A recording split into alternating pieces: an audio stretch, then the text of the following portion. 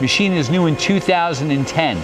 This machine is original paint. It has not really been run. It has the 2-speed gearbox, chip auger, programmable coolant, P-Cool.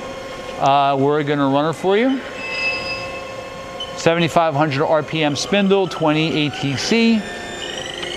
Right now we are running at 3,500 RPM. That's 5,000. That's 5,600 RPM. Machine is really quiet. Spindle brake, tool change. Again, it's a 20 ATC. It's Cat 40 tooling. Takes Cat 40 tooling. Machine's 30 inches in the X, 16 in the Y, and 20 in the Z.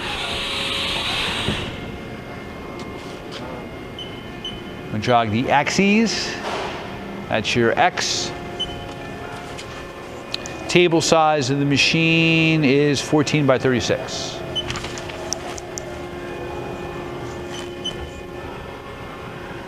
That's your Y.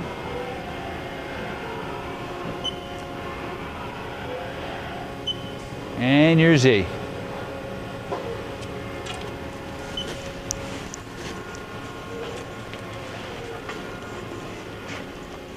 Okay. Again, thank you for watching our video. The machine is a nice one.